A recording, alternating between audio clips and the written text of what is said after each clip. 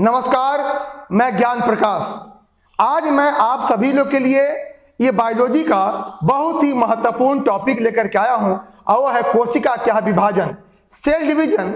ये कोशिका विभाजन सभी परीक्षाओं के लिए एक समान क्या उपयोगी है, आप सभी को पता होगा। लेकिन कोशिका विभाजन पढ़ाने से पहले मैं आप सभी को छठ पूजा महाव्रत का ढेरों सारी शुभकामनाएं मैं दे रहा हूं। इस छठ पूजा ये बिहार का ये बहुत बड़ा महापर्व है और बिहार ही नहीं बल्कि आपके पूरे भारत भर में इसकी पूजा जो है हो रही है और देश से बाहर विदेश में भी ये छठ की पूजा हमारे भारतीय जो है कर रहे हैं। और ये छठ पूजा जो है ये आपके सूर्य भास्कर का जो है आपकी पूजा होती है, आराधना होती है। ये आपके सबसे कठिन पर्वों में क्या जी एक है और इस छठ महाव्रत की आप सभी को ढेरों सारी शुभकामनाएं मैं देता हूं कि छठी मैया की कृपा आप सभी पर जो है बनी रहे और आप सभी जो है खुशहाल रहें, आगे बढ़ें और छठी मैया जो है आप सभी के सपने जो है साकार करें। मैं छठी मैया से हाथ जोड़ के प्रार्थना करता हूं कि आप सभी के सपने जो है साकार करें और आपको शक्ति दे कि आपके सपने जो है साकार हो और पूरा आपके परिवार में जो है खुशहाली रहे। मैं इसके लिए छठी मैया से दिल से जो है कामना करता हूं और ये कामना के साथ ही मैं आप सभी के ज्ञान के लेवल को बढ़ाता हूं कोशिका विभाजन के साथ। आज मैं बताऊंगा कोशिका विभाजन और कोशिका विभाजन कितना महत्वपूर्ण है। आइए मेरे साथ टॉपिक पर। लेकिन टॉपिक पर आने से पहले मैं कहना चाहता हूं कि आप मेरे चैनल को पहली बार देख रहे हैं, अगर सब्सक्राइब नहीं किए हैं प्लीज इसे सब्सक्राइब जो है जरूर आप कर लीजिएगा और बेल आइकन के प्रेस को जरूर दबाइएगा ताकि जो भी वीडियो अपलोड हुआ हो चाहे अपलोड होगा आपको प्राप्त हो जाए। आइए मेरे साथ कोशिका क्या है विभाजन। तो कोशिका विभाजन क्या है? ये कोशिका विभाजन को पहली बार किसने देखा? तो बिरचाऊ ने देखा था। और कोशिका विभाजन में क्या होता है कि एक कोशिकाएं से एक कोशिका में विभाजन होता है और उससे अनेक जो है कोशिकाएं बनती है। यानी जिस कोशिका में विभाजन होता है उसे मातृ कोशिका कहा जाता है और जो नई कोशिकाएं बनती है उसे डॉटर सेल कहा जाता है या संतति कोशिका कहा जाता है या पुत्री कोशिका कहा जाता है। यानी मातृ कोशिकाओं से अन्य नए कोशिकाओं का बनना ही ये कोशिका विभाजन होता है। और ये कोशिका विभाजन जो है ये 3 प्रकार के होते हैं: असूत्री विभाजन, समसूत्री विभाजन और अर्धसूत्री क्या है जी विभाजन। असूत्री, समसूत्री, अर्धसूत्री विभाजन होता है। असूत्री विभाजन जो होता है उसे एमिटोसिस कहा जाता है, समसूत्री विभाजन को माइटोसिस कहा जाता है और अर्धसूत्री विभाजन को मियोसिस कहा जाता है।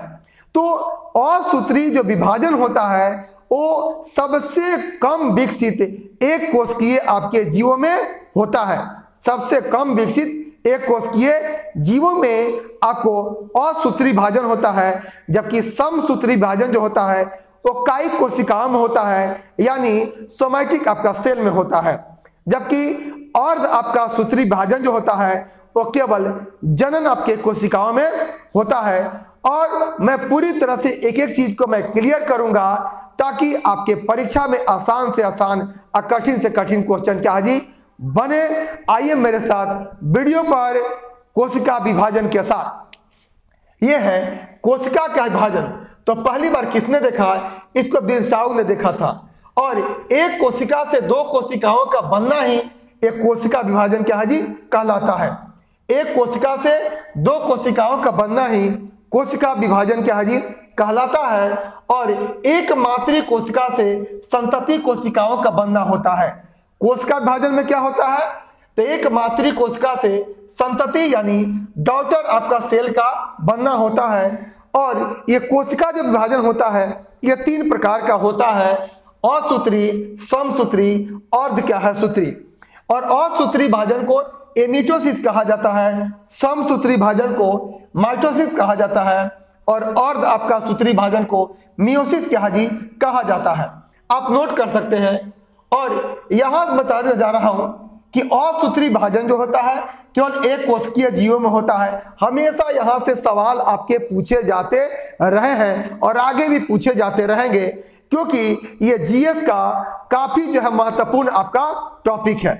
आप नजरअंदाज नहीं करेंगे, आप मेरे वीडियो को पूरी अंत तक देखेंगे, आपको पूरी तरह से कोशिका विभाजन आपको याद आ जाएगा और समझ में भी आ जाएगा। ये दूसरा है आपका समसूत्री विभाजन है। तो समसूत्री भाजन जो होता है ये कायिक कोशिकाओं में होता है, यानी सोमैटिक आपका सेल में समसूत्री विभाजन होता है।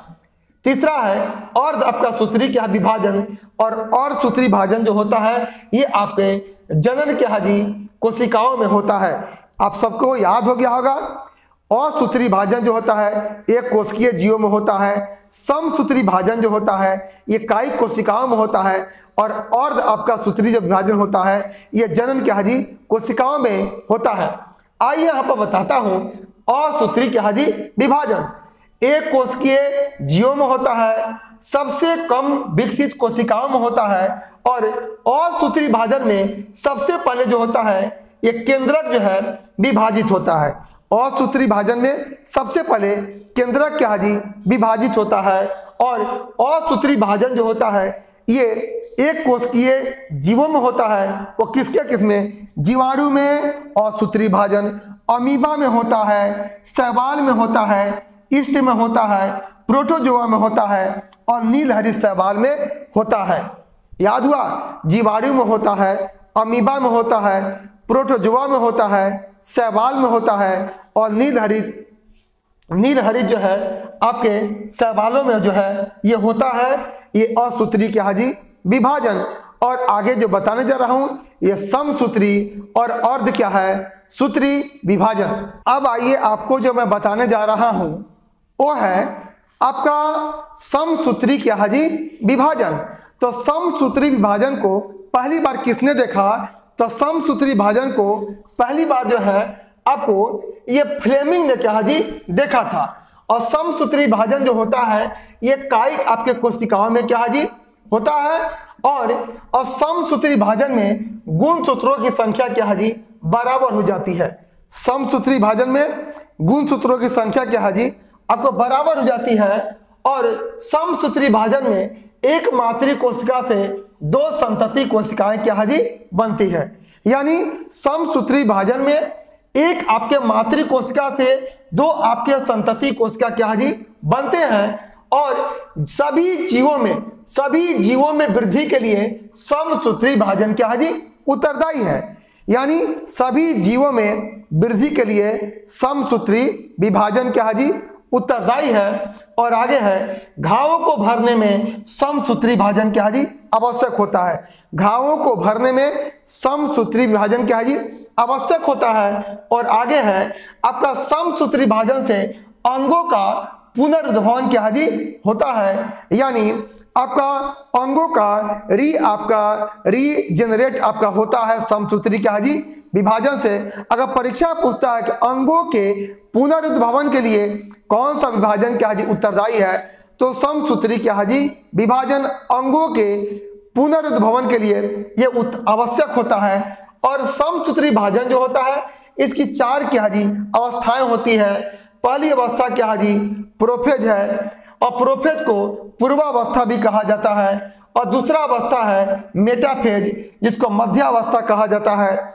और तीसरा अवस्था जो है एनाफेज, जिसको पश्चावस्था कहा जाता है। और चौथा है आपका टेलोफेज।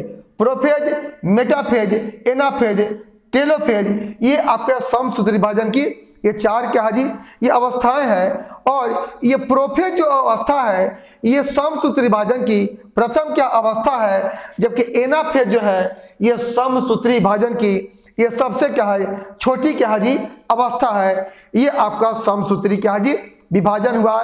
देखा किसने? फ्लेमिंग ने इकाई कोशिकाओं में होता है और इसमें गुणसूत्रों की संख्या बराबर होती है और इसमें एक मातृ कोशिका से दो आपके संतति कोशिकाओं का क्या जी, दो संतति कोशिकाएं बनते हैं और सभी जीवों में वृद्धि के लिए समसूत्री विभाजन क्या जी आवश्यक होता है एवं अंगों के पुनर्भवन के लिए आपका यह विभाजन क्या जी आवश्यक होता है। यह हुआ आपका समसूत्री क्या जी विभाजन। अब आइए आपको जो बताने में जा रहा हूं वो है अर्ध आपका सूत्री क्या है विभाजन, जिसको मियोसिस जो है कहा जाता है। और अर्ध आपका सूत्री विभाजन को मियोसिस जो है पहली बार किसने कहा, तो आपका मियोसिस जो है फार्मर और मुरे ने पहली बार जो है अर्ध आपके सूत्री विभाजन को मियोसिस जो है आपको नाम दिया, जबकि बीजमैन ने ये अर्ध आपके सूत्री विभाजन की खोज की। बीजमैन ने अर्ध आपका सूत्री विभाजन की खोज की, जबकि इसका नाम मियोसिस जो है किसने दिया, तो फार्मर और मुरे ने इसको पहली बार जो है मियोसिस क्या जी नाम दिया। और ये जो विभाजन होता है ये केवल जो है आपके जनन क्या जी कोशिकाओं में होता है और अर्ध आपके सूत्री विभाजन में गुणसूत्रों की संख्या आधी हो जाती है। यह केवल जनन कोशिकाओं में होता है और इस विभाजन में गुणसूत्रों की संख्या आधी हो जाती है और आपके अर्ध आपका सूत्री विभाजन में एक मातृ कोशिका से चार आपके संतति कोशिका यानी चार आपके डॉटर सेल क्या जी बनते हैं। अब आइए जो जंतुओं में जो प्रजनन होता है ये प्रजनन के लिए कौन सा विभाजन उत्तरदायी है, तो अर्ध आपका सूत्री विभाजन ये प्रजनन के लिए क्या जी उत्तरदायी है। और आपके अर्ध आपका सूत्री विभाजन से ही संतानों में माता पिता के गुण आते हैं। संतानों में माता पिता गुण किस विभाजन से आते हैं, अर्ध आपके सूत्री क्या जी विभाजन से आते हैं। अब आइए ये अर्ध आपका सूत्री विभाजन जो होता है ये आपके जंतुओं के अंडाणु और आपके शुक्राणु क्या जी बनते हैं। आपके अर्ध आपका सूत्री विभाजन से ही जंतुओं में अंडाणु शुक्राणु क्या जी बनते हैं। अंडाणु शुक्राणु जो बनने का कारण है वो अर्ध आपका सूत्री क्या जी विभाजन है। यानी अर्ध सूत्री विभाजन जो होता है ये जंतुओं के वृषण में होता है और अंडाशय में होता है। यानी वृषण और अंडाशय में कौन सा विभाजन होता है, तो अर्ध आपका सूत्री क्या जी विभाजन होता है। अब आइए ये पौधों में परागकण और बीजांड में अर्ध आपका सूत्री क्या जी विभाजन होता है। आपका परागकण और बीजांड में अर्ध आपका सूत्री क्या जी विभाजन होता है। और अर्ध आपका सूत्री विभाजन जो होता है ये दो चरणों में क्या जी होता है और प्रत्येक चरण में चार चार क्या जी अवस्थाएं होती है। यह विभाजन दो चरणों में होता है और प्रत्येक आपका चरण में चार चार क्या जी अवस्थाएं होती है। तो मैं जो बताने जा रहा हूं कि अर्ध आपका सूत्री विभाजन के प्रथम चरण की कौन कौन अवस्था है, तो इसके प्रथम चरण की चार अवस्थाएं हैं। प्रोफेज क्या है प्रथम है, मेटाफेज क्या है प्रथम है, एनाफेज क्या है प्रथम है और टेलोफेज क्या है प्रथम है। प्रोफेज प्रथम, मेटाफेज प्रथम, एनाफेज प्रथम और टेलोफेज प्रथम जो है ये अर्ध आपके सूत्री विभाजन के आपके प्रथम चरण की चार अवस्थाएं हैं। और अर्ध सूत्री विभाजन के द्वितीय चरण की चार जो अवस्थाएं हैं वो है प्रोफेज आपका द्वितीय है, मेटाफेज द्वितीय है, एनाफेज द्वितीय है और टेलोफेज क्या है जी द्वितीय है। यानी यह विभाजन जो है दो चरणों में होती है। अब प्रत्येक चरण में चार चार जो है अवस्थाएं होती है। ये आपके कोशिका विभाजन से संबंधित महत्वपूर्ण आपकी जानकारी हुई जो काफी जो है महत्वपूर्ण है। इसको बार बार देखेंगे आपको याद हो जाएगा। मैं बताया कि असूत्री विभाजन जो होता है एक कोशिकीय जीवों में होता है, समसूत्री विभाजन जो होता है ये कायिक कोशिकाओं में होता है और अर्ध आपका सूत्री विभाजन जो होता है ये जनन कोशिकाओं में क्या है जी होता है। ये हुआ कोशिका विभाजन संबंधित महत्वपूर्ण आपकी जानकारी। और मैं पुनः जो है एक नए टॉपिक के साथ आपके लिए महत्वपूर्ण टॉपिक होगा, मैं पुनः जो है आऊँगा। इसके लिए आप सभी को बहुत बहुत जो है धन्यवाद और मेरा प्यार भरा क्या जी नमस्कार।